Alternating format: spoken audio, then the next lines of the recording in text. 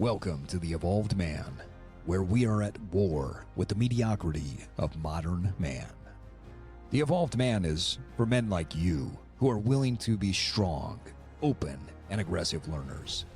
Men who are not afraid to disrupt and change. It's time we ditch the current conventional idea that we devolve with age, that the dad bod is our destiny, and that the glory days are behind us. Your best isn't behind you, and I'm here to provide you with practical tools, a few tips and tricks, and everyday wisdom to help you evolve into your highest form. Strong, lean, smart, educated, and emotionally intelligent. Now, let's go to war.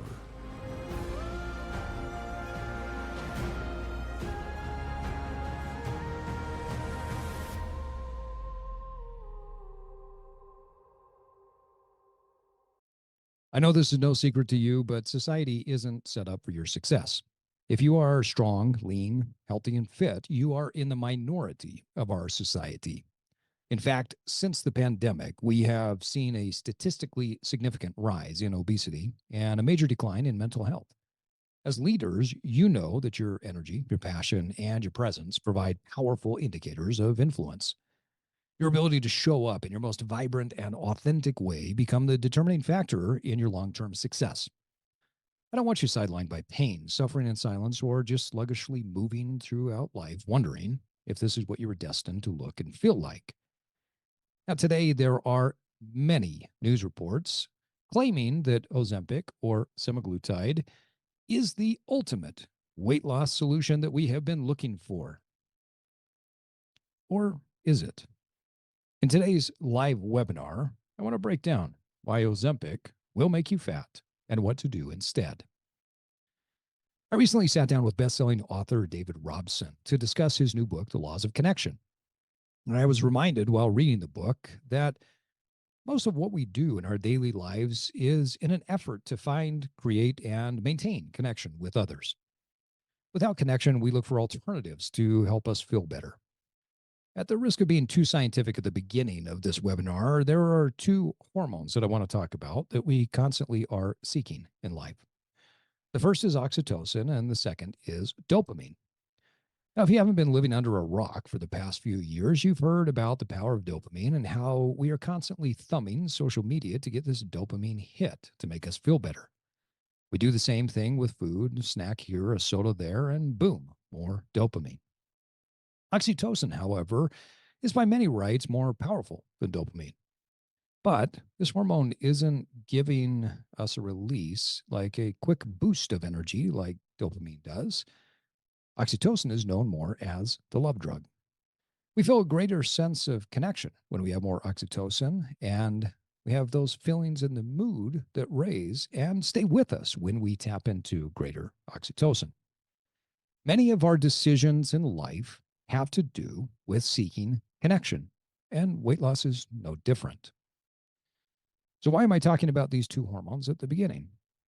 Well, because whenever you choose to make a decision about your health, you're making a decision about, do I want something in the short term, a quick dopaminergic hit, or do I want to lean into loving myself, my life, and those around me by making a long-term decision? We choose weight loss solutions and quick fixes because we want to feel better.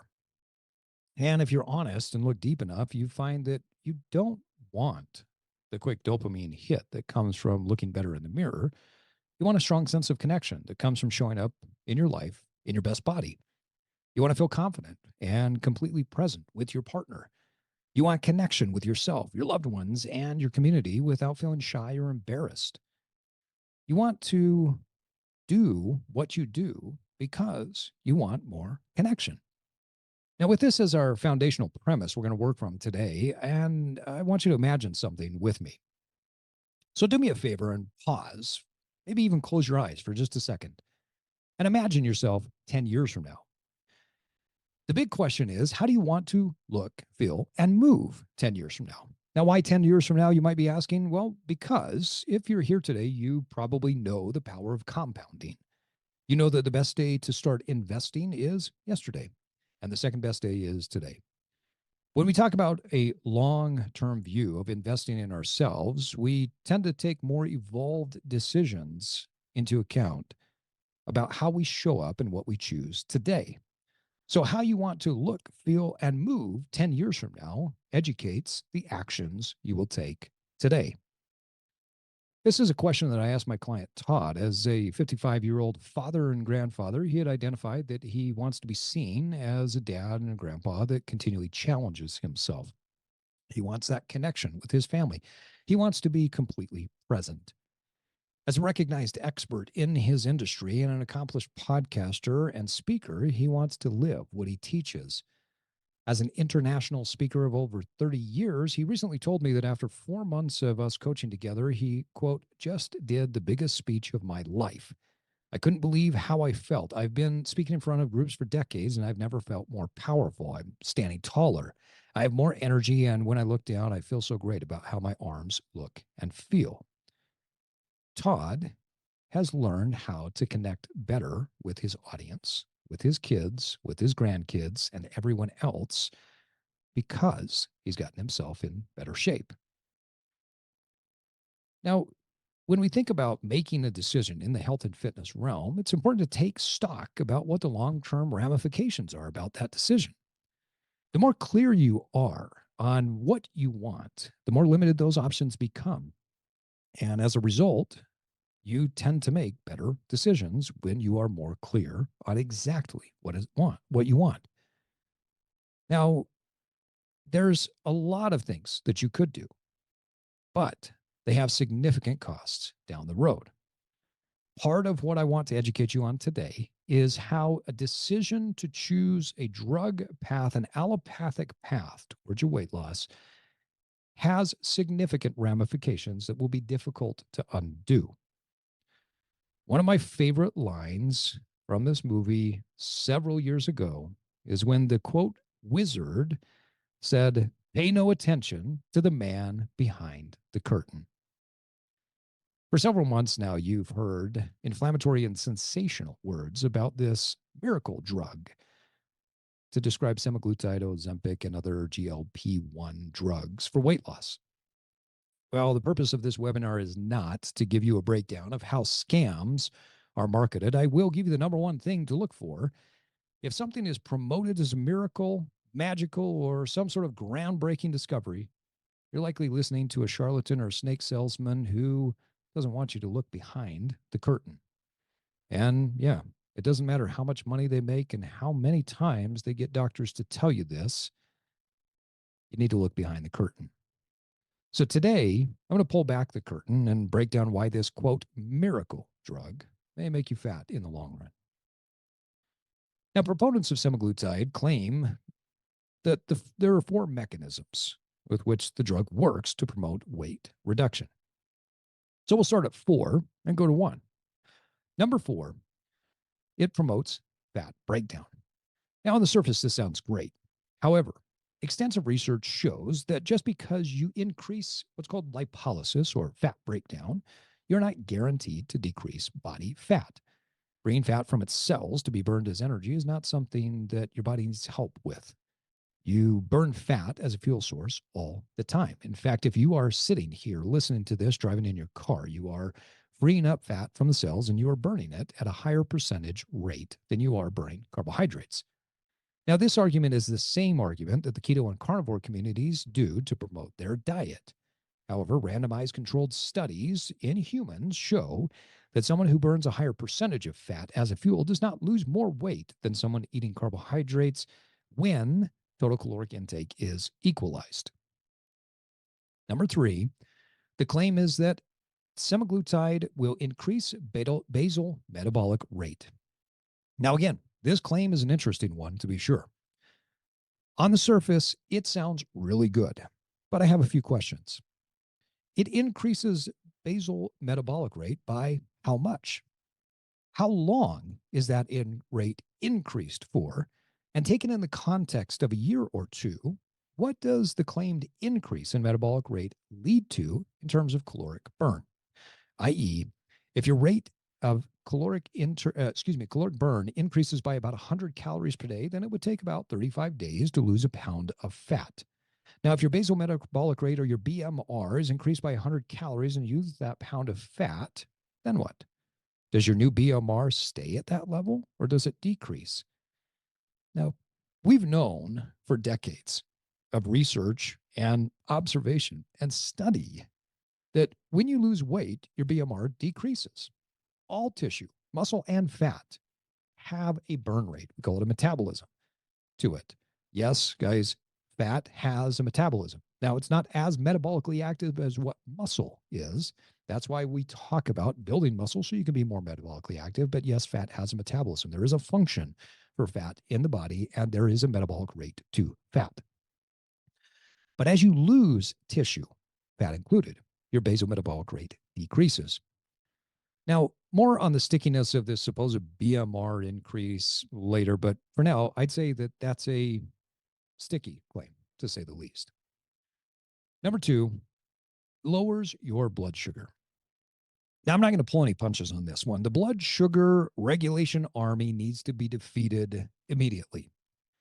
In fact, I recently found an influencer with over 4 million followers on social media who is spouting pseudoscience about the importance of blood sugar regulation for weight loss. Now, graybeards like me who have been in the industry know that you gain fat with blood sugar? No, it's actually the exact opposite. That theory has been disproven for almost 2 decades now, if not longer.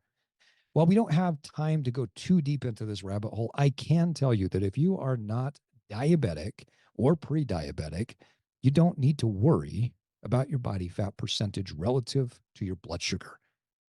It doesn't make any difference. It's just a scare tactic and something that sounds really good. If, for laughs, you want to hear about my personal experience where I dropped my body fat by 3 percentage points while eating a donut a day, trying to spike my blood sugar, let's check. It was actually a fun experiment, and there were some great donuts. Finally, the fourth claim is decreased appetite. Now, the reality is this is the mechanism where weight loss is actually coming from. No Wizard of Oz, no magic, nothing. The weight loss comes from the fact that you eat less because your appetite is lower and you drop the weight. Less calories equals less you, full stop.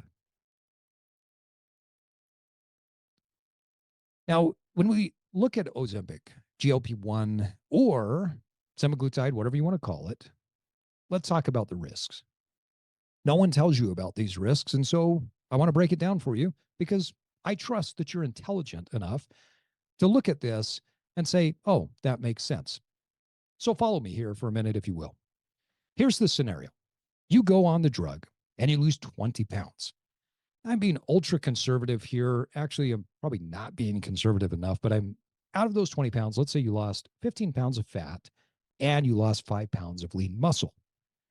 Now, my experience is when people go on a significant decrease in calories and they lose a lot of weight quick, they lose about 40 to 50% of that from lean and 40 to 50% 50 to 60% from fat.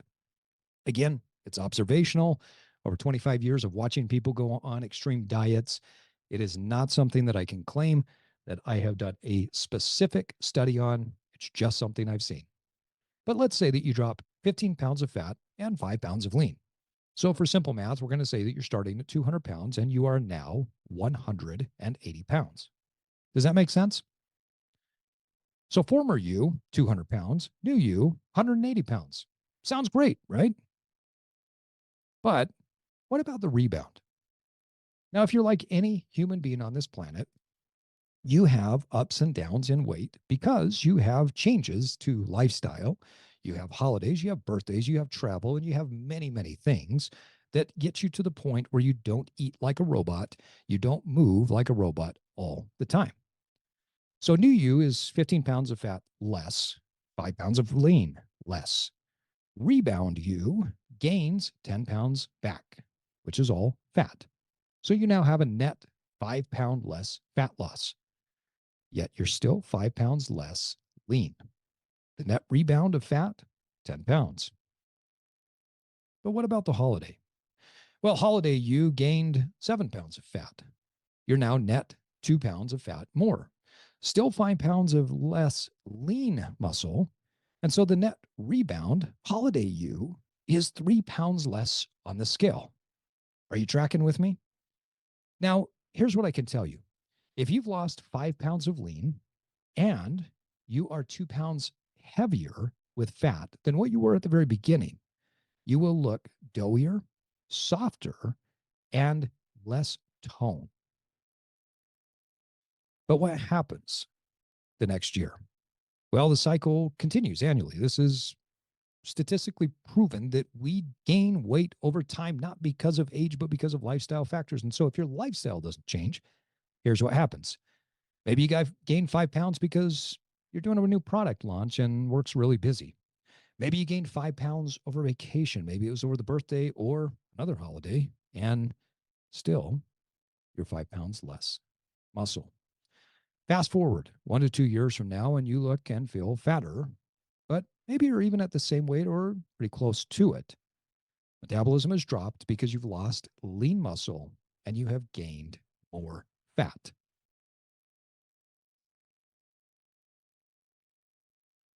This extreme diet cycling is nothing new. It's not the new thing on the block. The only thing that's new about it is the pill, poker, powder that you're being sold. We've seen it for decades. Extreme dieting in any form, which is essentially what Ozempic, semaglutide, yada, yada, yada, leads to. It all takes us down the same path. The only difference is you're using a drug that has been approved, but it also puts you at a higher risk for some known and unknown side effects. Now, as a coach who spent almost a quarter of a century in health and fitness, I've coached hundreds of top executives, collegiate, pro, and Olympic athletes to achieve great results in the time that they have available. The Ozempic movement, if I'm being completely honest, is identical to every other miracle weight loss drug movement that I've ever seen. Now, what you may see is the beginning, where there's a lot of hype and excitement. What I see is the beginning of a really difficult story, and I see that it will most likely end the same way. Side effects, lawsuits, and you feeling frustrated, misled, and ultimately disappointed. So, what can you do instead? Now, recently I had a conversation with a business leader that reminded me of why I have the passion for what I do. He, like me, several years ago, was a walking contradiction. Well, I'm healthy as a horse, he said, right after he listed the multitude of medications he was on. I don't care about how I look. It's not about the ego, he continued, right after he finished telling me about his cars, planes, and the number of boards he was on. On and on he went, the walking manifestation of the lies that we all tell ourselves. The dissociation we have when things become too difficult. You see, I was in that same place about 10 years ago. I looked relatively good from others' perspectives because I'm naturally smaller and I could hide my extra body fat under the right tailored suit. I had a lot of passion, I was told. So that hid my ever growing anxiety and depression that I was feeling. I moved poorly. I had hip, back, knee, elbow, shoulder pain, and not to mention major digestive issues. I was carrying about 25 pounds extra body fat. Embarrassing moments mounted, and I realized that I just couldn't go on like this anymore. There had to be a better way. I realized that while I knew the science of what to do, I was missing some crucial cruxes. And like many busy executives, I majored in minor things. I was the guy who was, quote, in charge. And in a way that got in the way of my coachability and my ultimate growth because I tried to think through my problems rather than being coached on the behaviors that I needed to do in order to achieve the results I wanted. I tried to take a bad approach and shoehorn it into my lifestyle. And finally, I lived in a state of constant dissociation and I ignored the power that living in a better body had on every area of my life. So today I want to cover a few things. Not only how you can stop the cycle of weight loss and weight gain, whether it's through an extreme diet or using a drug like semaglutide, but what can you do to craft an evolution? Why most short-term fitness programs fail, to answer the three most important aspects of long-term success, and how you can naturally improve your hormones, sleep better, and maximize your energy, all while building your body the right way. Now, I also want to talk to you about why choosing one method of working out is hindering your success and blocking you from achieving your health and fitness goals. And finally, why weight loss is a pretty overrated goal and how we want to think about framing sustainable success in the future. Now, today's just the tip of the iceberg. Over the next several minutes together, we're going to cover a lot of information. I'm going to share with you as much as I can about a simple solution that becomes more nuanced as you go along, but I want to get you started today. If there's something that resonates with you, let's talk. Does that sound good? Because what I do is about living and living well, living a life without limits and living a life on your own terms. You see, in a society where everyone is focused on weight loss, constraining, cutting carbs, cutting calories, not drinking cocktails, taking a pill, powder, or a poke, restrict, restrict, restrict. I want you to live the way you want to live. You don't have to get the injection, to take the pill, eat the latest fad, keto, carnivore, or clean. I'm not trying to convert you to the church of keto. You don't have to take ice baths, call people bro, take selfies at the gym to prove you did the work. You can live your best life, like me in this photo. Now, you see, I love to go on vacation and do what I want. Sometimes that's with my wife and I, and sometimes it's with the entire family, where we run, we hike, we play, we eat amazing food because it's really about living and living well, living a life without limits and living a life on your terms. Now, I'm curious, what does that look like for you? If you were to imagine the best life that you could be living in the body that you've always wanted, can you picture that in your mind right now? Now, I hope this is making sense. And we're not just talking about the science of something, because ultimately, what we're trying to do when we go after a weight loss goal is create connection with ourselves and connection with others. We want to remove the blockers and the barriers that keep us from living a life that we're proud of. Like my client Sterling. Now, when he came to me, he had already had multiple surgery. He had joint pain in his back, hips, shoulders, and knees. He was a 67-year-old who says that his joints are cast in concrete, and he is a self-proclaimed retired old fart who just started a new business and actually found himself busier than ever. As you can see, Sterling dropped 15 and a half pounds in 2.5 months so far. He's improved his heart health through zone-based cardio plan. He moves better with less pain, and he has daily plans to stay active and vital rather than just winging it. He quote unquote plays with his grandkids by doing the prescribed workouts together. Now, Sterling is one example of a client who's following my evolved method of total transformation.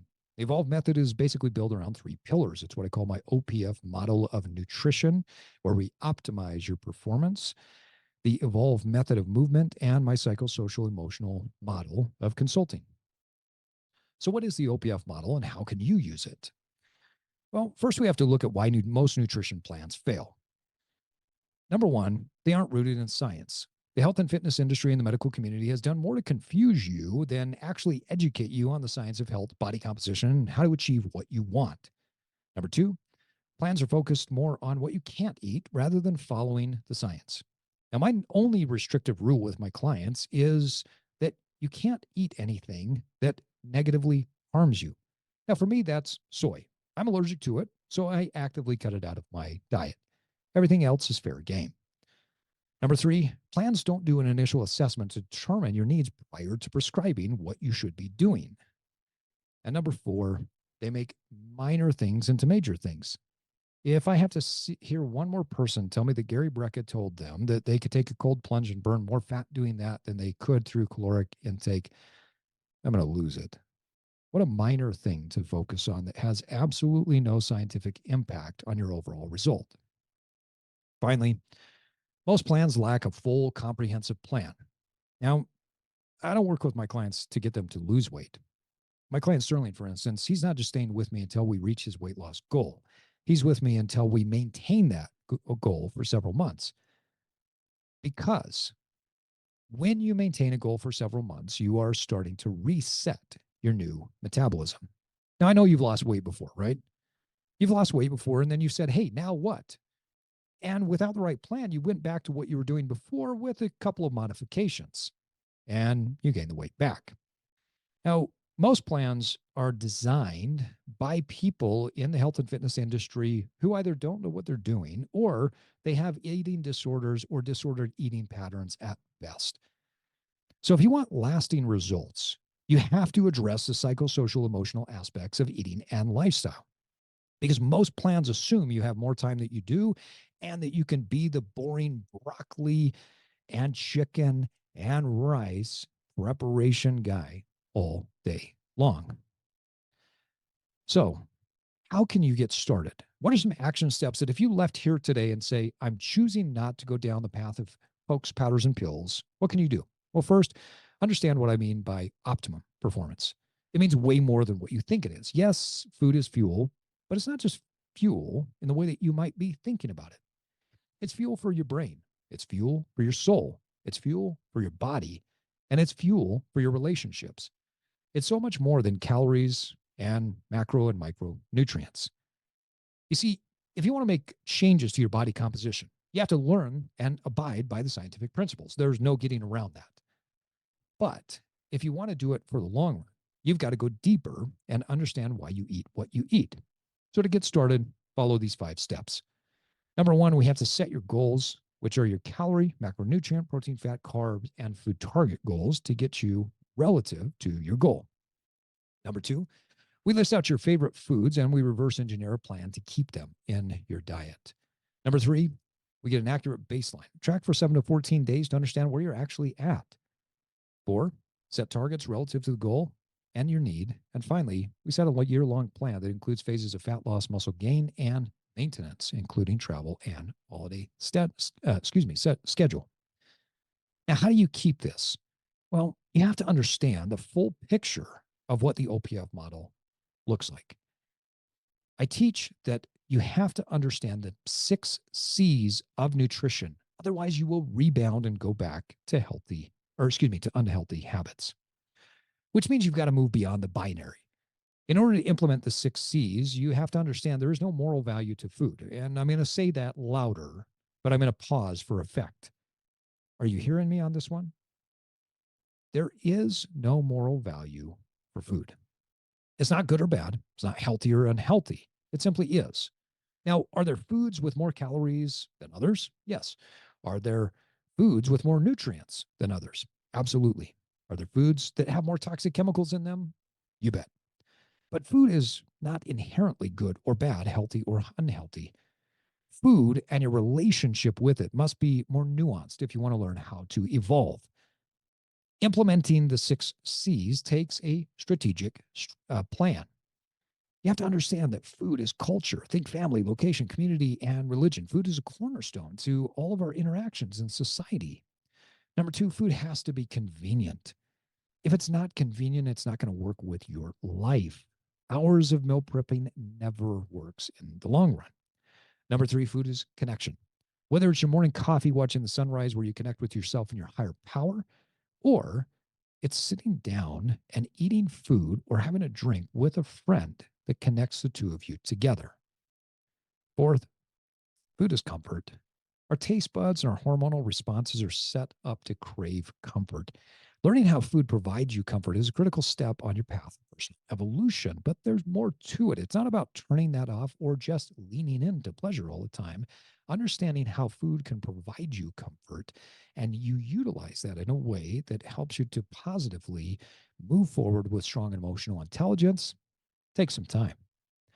Number 5, communication. Now, if you want to lose fat, gain muscle, improve your flexibility, you want to fix your digestive issues, you have to learn how to eat, communicate to your cells so that they respond to the goals that you have. If I want more muscle, I need to make sure that my protein intake is adequate so that I communicate to my cells that I'm trying to build more muscle. If I want a nice, healthy, vibrant brain, I need to make sure that not only protein levels are adequate, but I'm also getting some of the essential fats that are crucial for my body to function well. Number 6, finally, food is creativity. I'll be honest, it's sad, but we've moved away from aesthetics in our society. Cars, homes, buildings, and mills are bland and boring. Food and how we eat are a beautiful way of expressing our life, love, and creativity with others. So how do you pull it together? Well, number 1, you've got to set goals. to start to work to achieve them.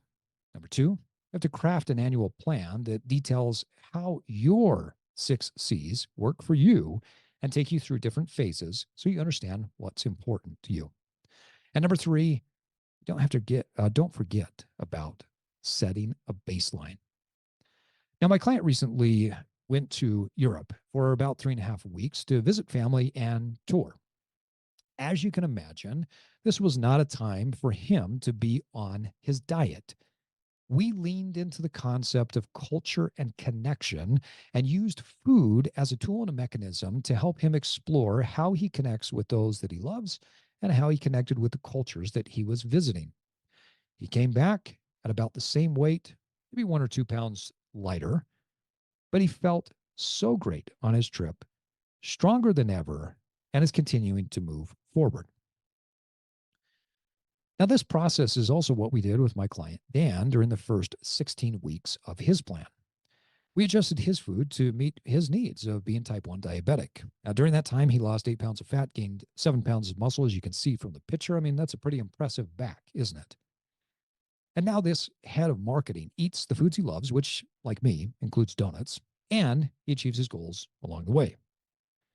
After we've addressed the nutrition, we need to move towards movement and understanding that your movement intelligence, or your MQ, is one of the most important things that you need to learn in life.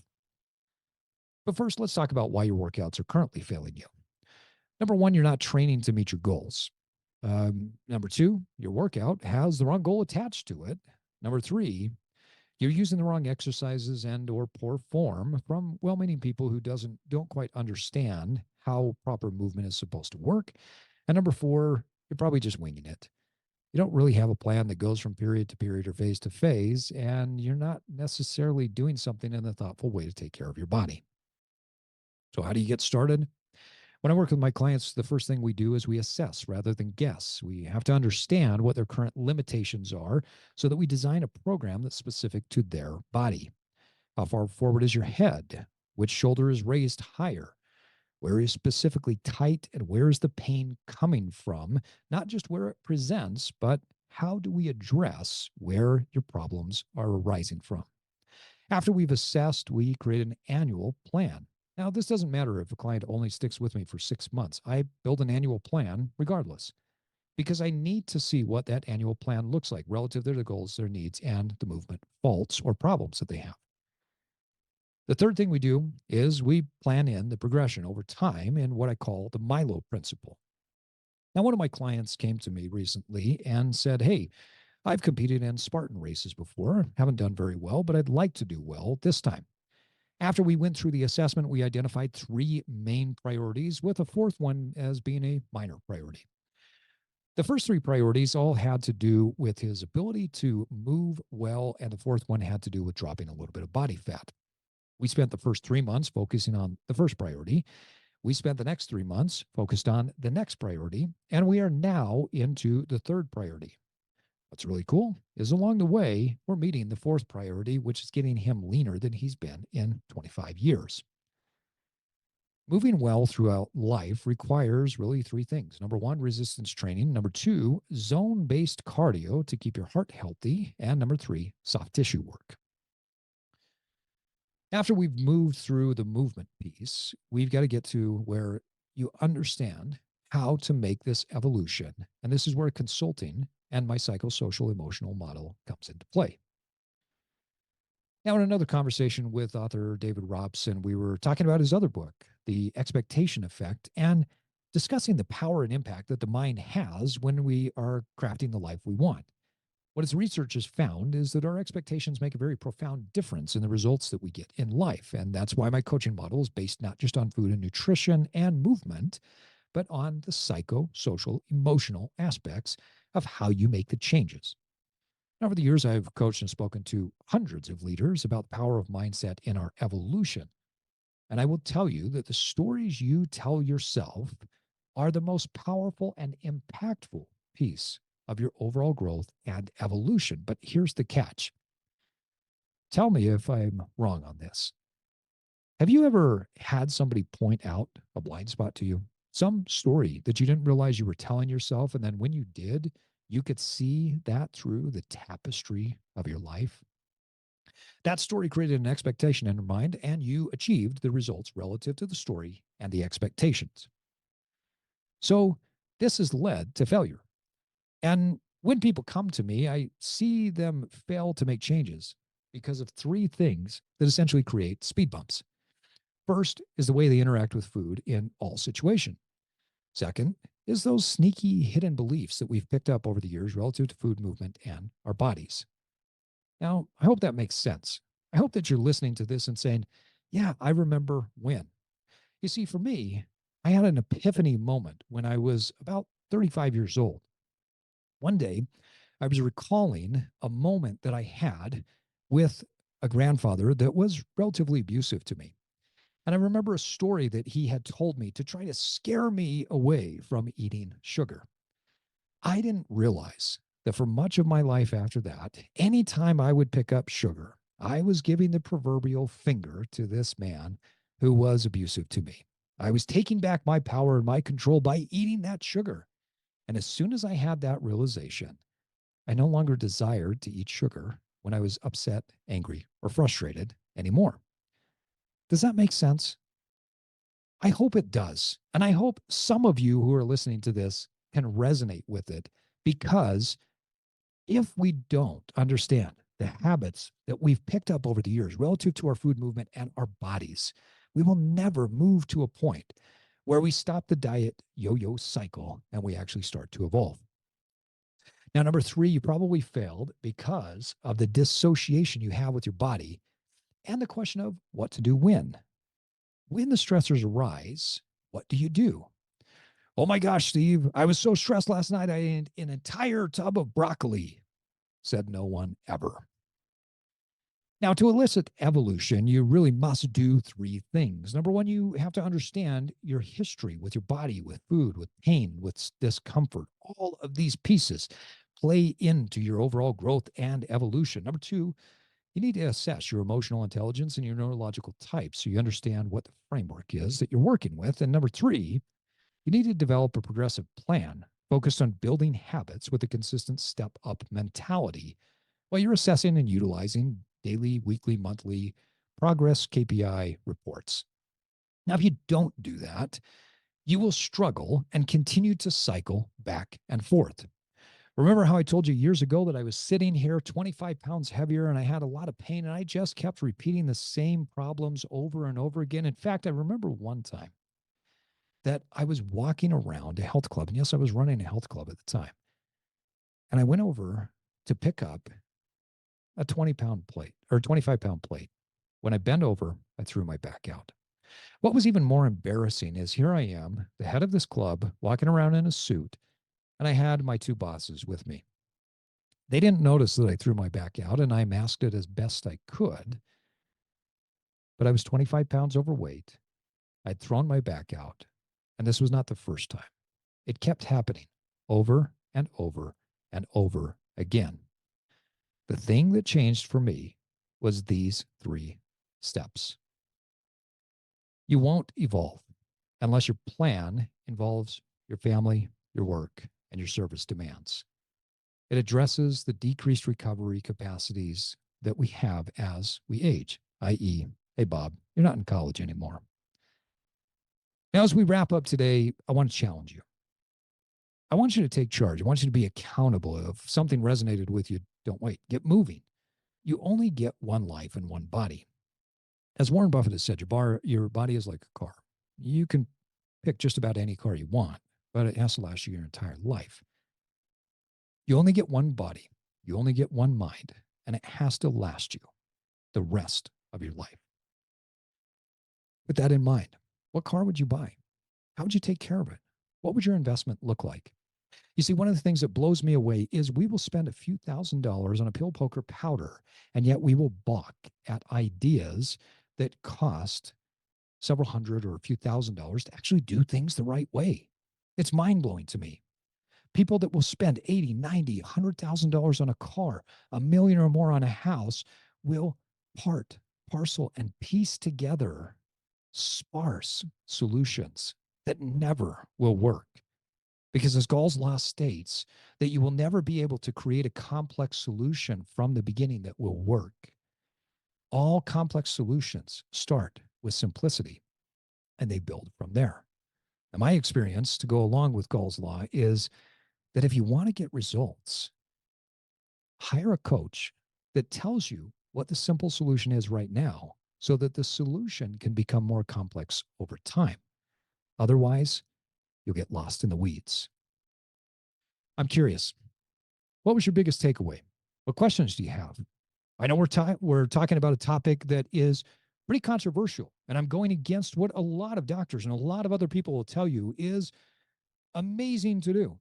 Go take the pill, the poke, the powder, and lose the weight.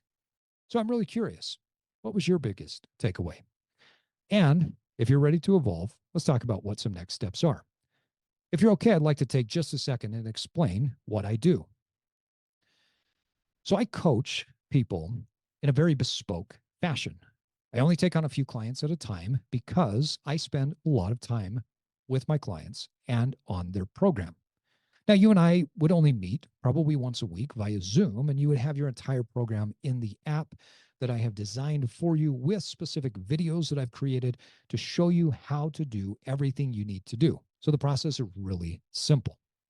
If you want to get started, the easiest way to do so is to book a bottleneck identification call. This is where we identify where are the bottlenecks for you. What is it that you're getting stuck on? Where do you cycle back over and over and over again and you just can't seem to break through? After that, we'll follow up with a strategy call if necessary, where you'll get a custom strategy plan presentation and you will start on your path of personal evolution.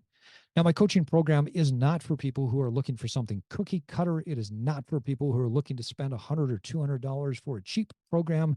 It is specifically for high achievers, for performers who are willing to invest significantly in themselves to get a real result.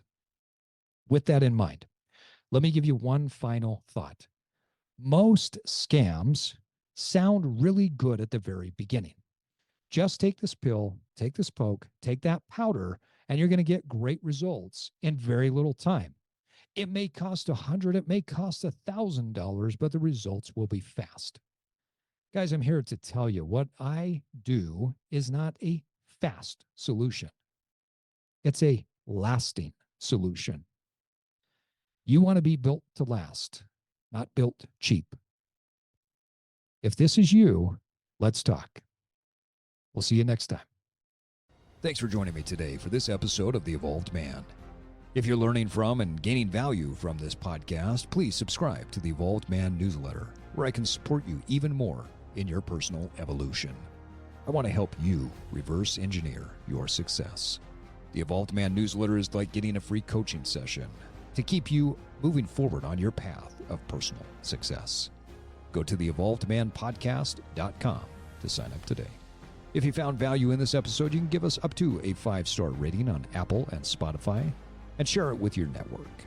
That's the best way to support the podcast so we can continue to get great guests and provide you with the best wisdom for your daily life. Until next time, keep evolving.